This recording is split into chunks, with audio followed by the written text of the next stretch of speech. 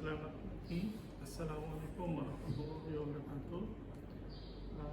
Perkenalkan, saya Bima Prihasto selaku dosen pengampu pada mata kuliah pembelajaran mesin.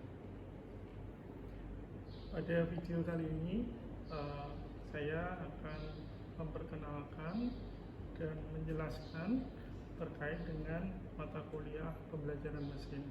Pada mata kuliah pembelajaran mesin ini mencakup beberapa aspek penting seperti fitur engineering, data preparation, dan beberapa model dasar pada pembelajaran mesin lainnya. Materi yang diberikan meliputi supervised learning dengan topik linear regression, logistic regression, dan support vector machine. Selain itu, mahasiswa juga akan mempelajari naive Bayes dan natural language processing. Pada bagian unsupervised learning, materi yang akan diajarkan mencakup k-means, clustering, dan principal component analysis. Nantinya pada ujian tengah semester yang diadakan pada pertemuan ke-8, kemudian setelah UTS nantinya fokus akan beralih ke pengantar project dan model deployment serta progres dari pengerjaan project tugas besarnya. Selain aspek teknis, mata kuliah ini akan memberi kesempatan pada mahasiswa untuk mengaplikasikan konsep-konsep yang telah dipelajari selama perkuliahan. Pada final project, ini bertujuan untuk mengintegrasikan semua materi yang telah dipelajari, mulai dari fitur engineering, data preparation, hingga model deployment. Sehingga diharapkan mahasiswa tidak hanya memahami teori, tetapi juga mampu menerapkan dalam situasi nyata. Tambahan pula, pada final project, mahasiswa juga diharapkan mampu menuliskan dalam sebuah paper. Begitu. Demikian deskripsi singkat mata kuliah pembelajaran mesin. Kemudian, sedangkan capaian pembelajaran mata kuliah yaitu mahasiswa mampu mengkonstruksi dan mengevaluasi model pembelajaran mesin yang diterapkan pada kasus nyata. Pada komponen penilaian nantinya akan terdiri dari 4 komponen. Ini pertama adalah tugas dengan presentasi 20%. Tugas ini bisa berupa tugas individu maupun kelompok. Kemudian review paper. Nah, persentasenya ini adalah 10%. Kemudian ujian tengah semester yaitu 20%. Dan terakhir adalah final project dengan presentasi 50%. Final project ini, saya tekankan lagi, ini terdiri dari presentasi tugas besar dan penyelesaian dalam penulisan artikel ilmiah. Bahan pustakanya yang pertama adalah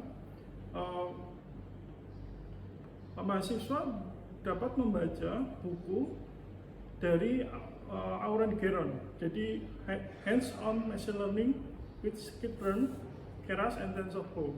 Buku ini dipublikasikan di tahun 2019. Tambahan lagi, mahasiswa juga bisa membaca buku dengan judul Pattern Recognition and Machine Learning. Autornya adalah Christopher Bishop. Ini cukup bagus buku ini dalam segi teori. Jadi buku ini diterbitkan pada tahun 2016.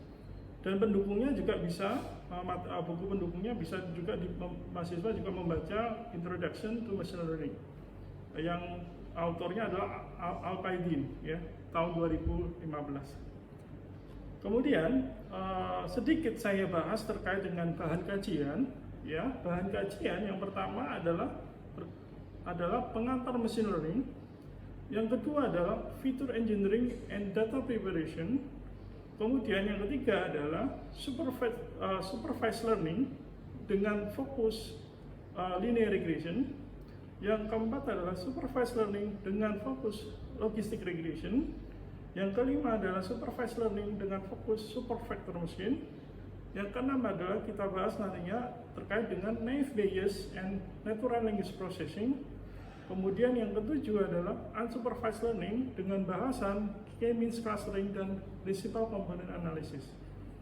Kemudian juga kita akan mendiskusikan terkait dengan pengantar project, model deployment, ya, dan paper review, serta diakhiri dengan our final project. Baik, demikian pembukaan dari video ini. Selanjutnya nantinya akan saya tampilkan rekaman ketika proses perkuliahan di dalam kelas. Terima kasih. Selamat pagi. Ya, assalamualaikum warahmatullahi wabarakatuh. Waalaikumsalam warahmatullahi wabarakatuh. Ya, Anda di sini sekarang masuk di mata kuliah pembelajaran mesinnya, atau lebih dikenal dengan machine learning. Jadi machine learning ini ya, Anda harus paham konsep dasarnya ya. Untuk ini misalkan tugas akhirnya dalam bentuk ini AI. Ya. Anda ingin membuat aplikasi cerdas, misalkan Anda harus mempelajari ya, dengan baik mata kuliah ini, ya, mata kuliah machine learning ini. Nah, kita hari ini di pertemuan pertama ya, saya nggak akan terlalu banyak membahas teorinya, tapi saya akan kenalkan ya secara keseluruhan ya. Anda nanti akan belajar apa saja, ya, akan belajar apa saja jadi selama perkuliahan ini, ya, gitu ya. Oke, lanjut. Ya. Ini sedikit perkenalan saja. Ya. Jadi Anda bisa mana kalau ada pertanyaan ataupun tugas ya, Anda bisa mencari saya di Prodi ya, atau di APPM, begitu. Ya. Kemudian bidang saya adalah machine learning, deep learning, dan juga speech processing, computer vision sampai NLP. Jadi kalau Anda misalkan tertarik nih, ya, misalkan fokus terkait dengan machine learning, objeknya bisa berupa speech, bisa berupa apa itu namanya image, bisa berupa teks, ya, bisa berupa teks. Kita lanjutkan. Nah, kita desain ya pertemuan ini terdiri dari 16 pertemuan. Saya desain dari pertemuan 1 sampai pertemuan 8 itu adalah teorinya, ya, secara teori. Kemudian nanti setelah UTS, ya, Anda bisa mulai untuk mengejar proyek. Ya. Pertama mungkin pertemuan 9 saya kenalkan terkait bagaimana Anda nanti menyusun proyeknya tiap kelompok. Kemudian nantinya juga pertemuan 10 ada model deployment. Ini digunakan karena apa? Ada butuh output yang berupa produk ya. Produk artinya output tersebut bisa berupa web ataupun mobile, gitu ya. Kemudian nanti pertemuan 11, 12 itu saya fokuskan untuk tanda kutip saya bimbing ya untuk pengerjaan proyeknya ya, sampai di mana ya posisinya. Kemudian misalkan ada yang kesulitan dan seterusnya, kita bisa berdiskusi di pertemuan ke 11, 12. Kemudian pertemuan 13 kita fokus untuk bagaimana caranya Anda bisa menuliskan algoritma. Kalau nanti output dari mata kuliah ini itu salah satunya adalah Anda bisa membuat paper ya, walaupun paper yang bahasa Indonesia ya, bukan kayak jurnal internasional yang sulit itu, bukan, hanya paper bahasa Indonesia. Setidaknya untuk belajar ya, ada sebelum TA Anda bisa berpengalaman untuk membuat paper sendiri. Dan nanti pertemuan 14-15 Anda juga harus bisa belajar mempelajari karya orang lain ya. Kita harus bisa mempelajari karya orang lain. Kita akan mempelajari beberapa topik ya yang Anda saat ini kerjakan ya, sesuai dengan proyek Anda ya, sesuai dengan proyek Anda. Jadi nanti sebisa mungkin Anda mereview paper yang sesuai dengan proyek Anda. Ya. Kemudian final project nanti ada presentasi. Ya. Begitu ya. Silakan, ada yang ditanyakan dari sini. Ada yang ditanyakan? Sudah clear ya, jelas ya. Baik. Ya, nanti bukunya ya ada bisa 2 buku ini. Buku ini bagus sekali.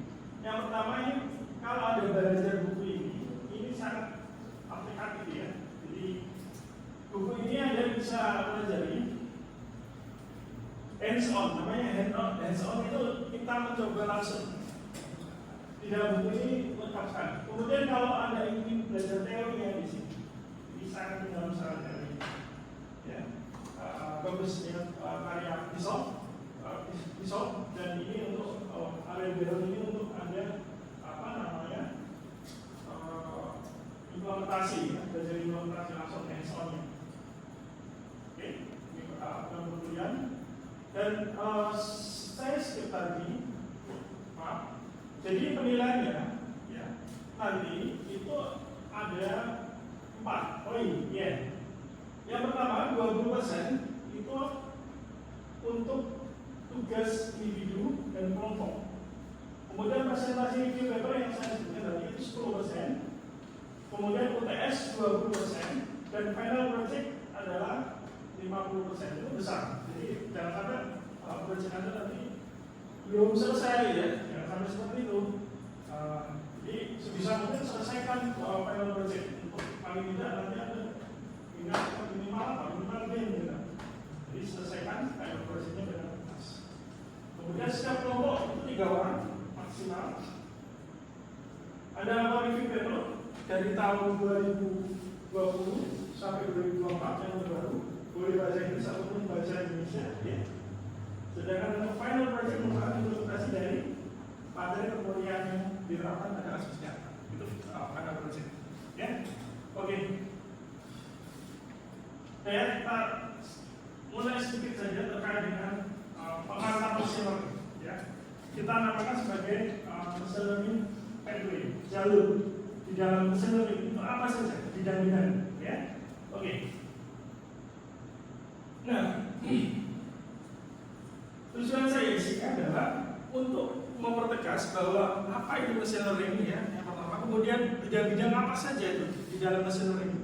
Misalkan Anda bekerja nantinya di perusahaan, ya, itu nanti ada yang bagian data science-nya, ya, ada machine learning engineering-nya, dan seterusnya. Oke.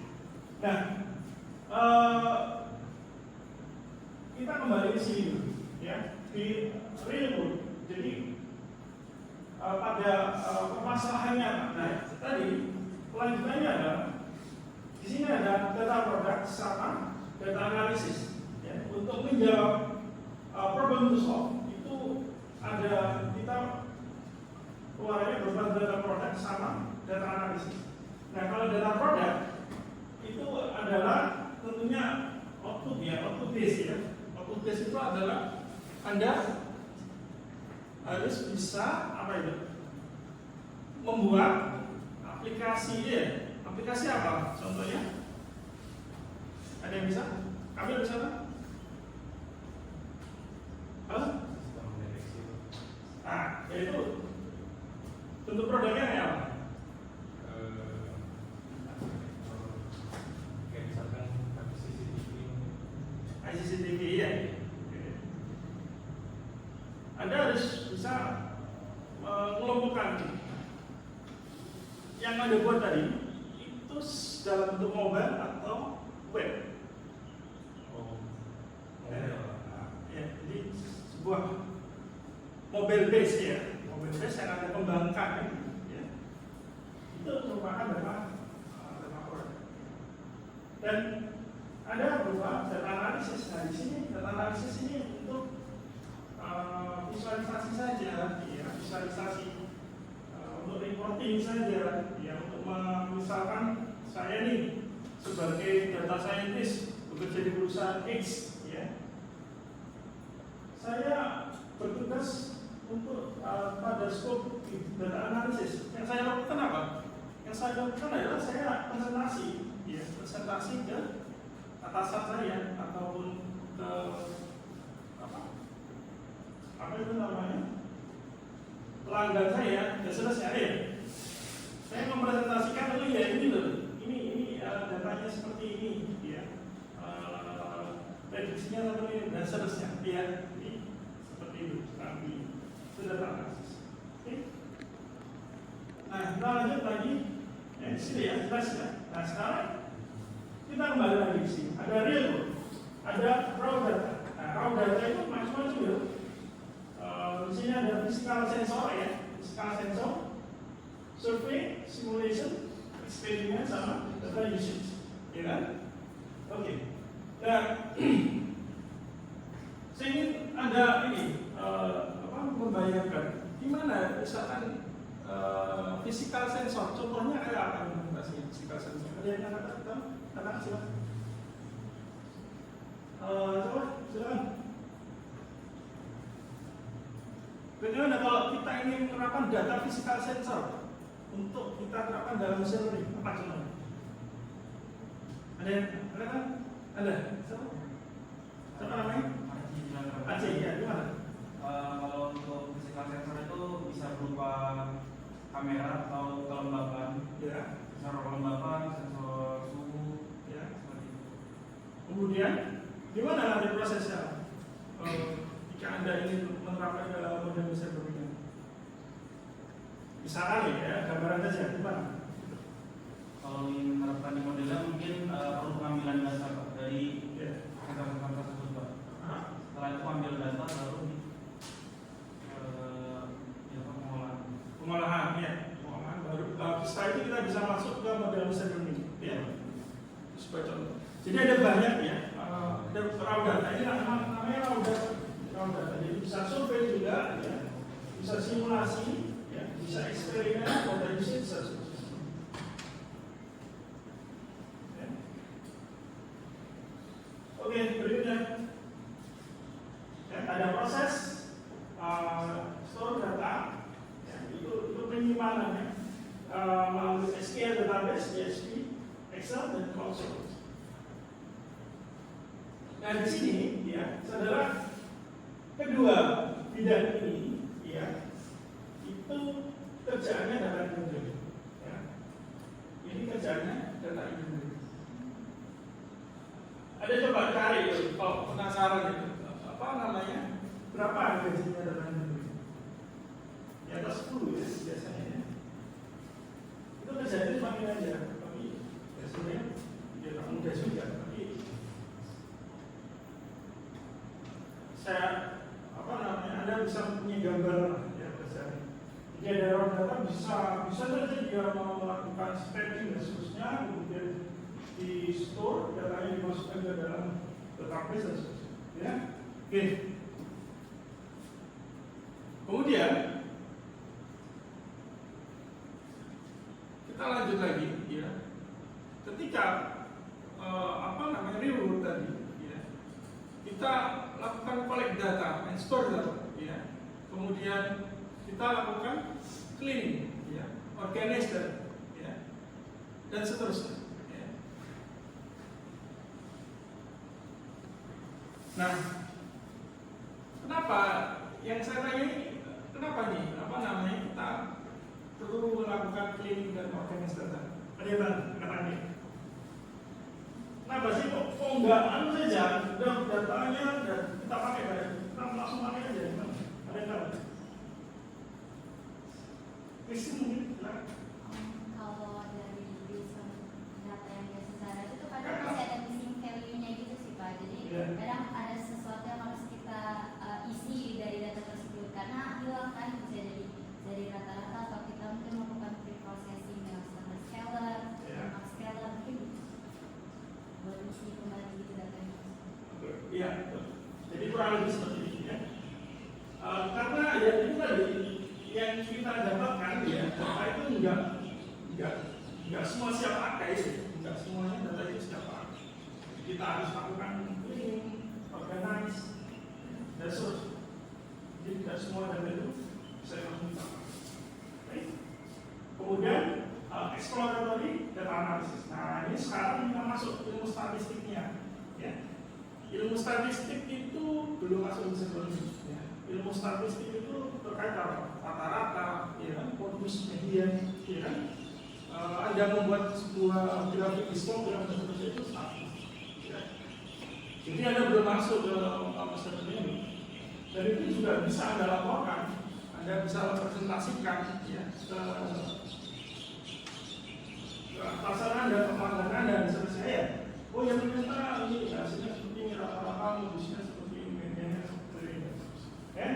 Anda gambarkan, Anda bisa membuat gambar grafik diagram batang maupun diagram lingkaran dan seterusnya, ya. Oke, berikutnya.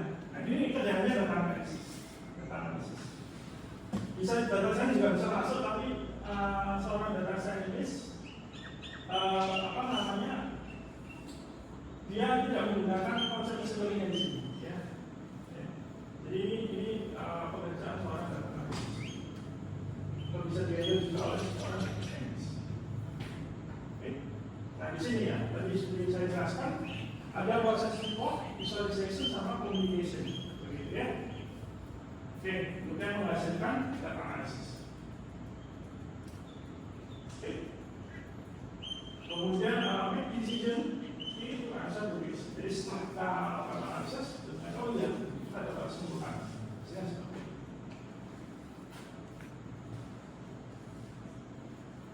Nah sekarang kita masuk ke sini machine learning-nya nih, ya kan? Machine learning-nya adalah kita bagi ya, kita bagi ada dua nih, ya, ada supervised sama unsupervised. Ya.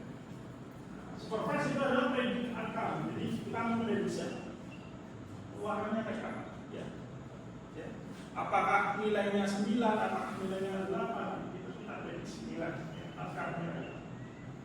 Sedangkan unsupervised kita mendiscover, ya, mencari pattern. Itu patternnya kayak apa ya? Jadi ada perbedaan ya antara supervised sama unsupervised.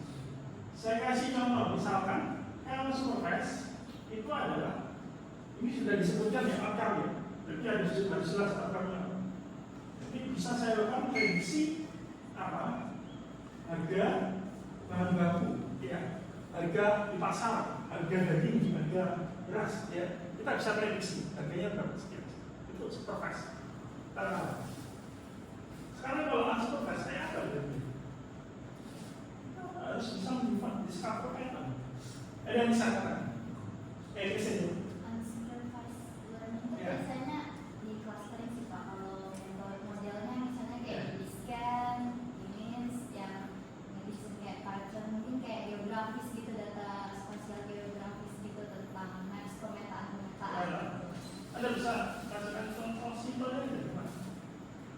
Kalau pemetaan sih mungkin bisa kayak dari suku atau hobi dari masyarakat tersebut di suatu daerah gitu. Misalnya, oh masyarakat di daerah sini lebih suka yang namanya berburu, misalnya masyarakat di sini lebih suka apa gitu, mancing. Nah, itu bisa menjadi bagian dari clustering kita, dari hobinya juga. Jadi kayak memetakan berdasarkan gambar, jadi biasanya heat map gitu. Iya, iya. Tapi kita belum tahu juga labelnya, ya. Kita nggak tahu labelnya, kita hanya tahu patternnya, ya. Kita hanya tahu pattern. Jadi kalau kita mengelompokkan berdasarkan apa tadi yang dikatakan di sini, hobi itu sebenarnya nggak perlu clustering juga. Kenapa? Ya sudah, kita aktivitas statistik dan yang paling banyak mana ini? Ya, terus ya, kita nggak perlu clustering. Yang kita lakukan clustering adalah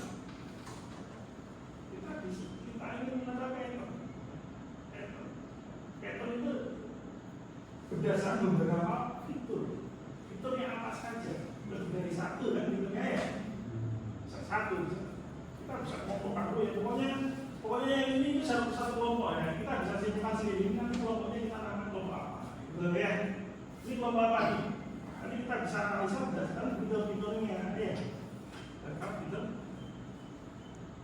Jadi sedikit lagi ya, sedikit lagi.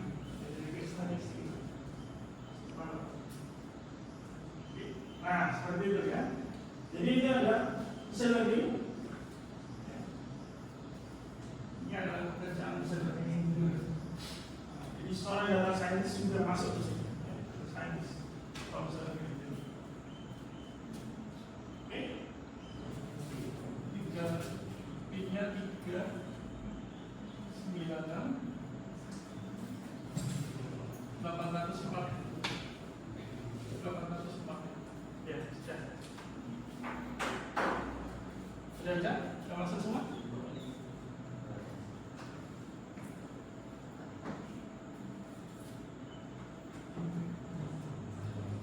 Mulai ya.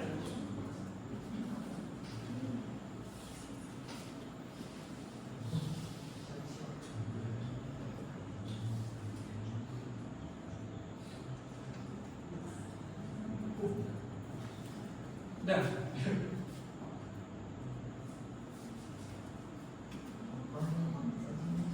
Lihat.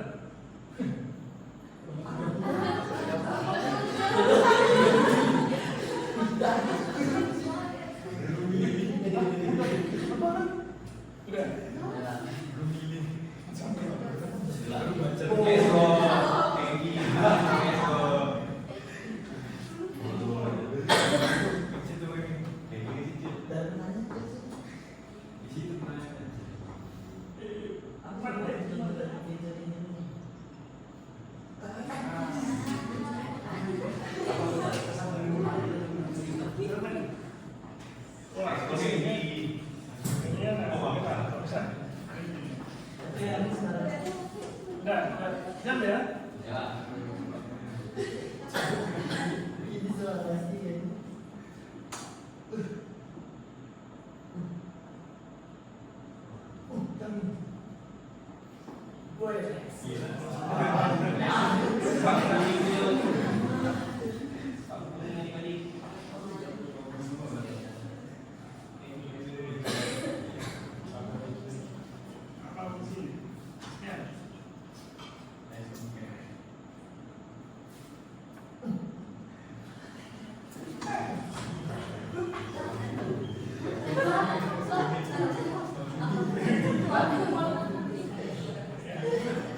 Klasifikasi ya. Ini adalah kami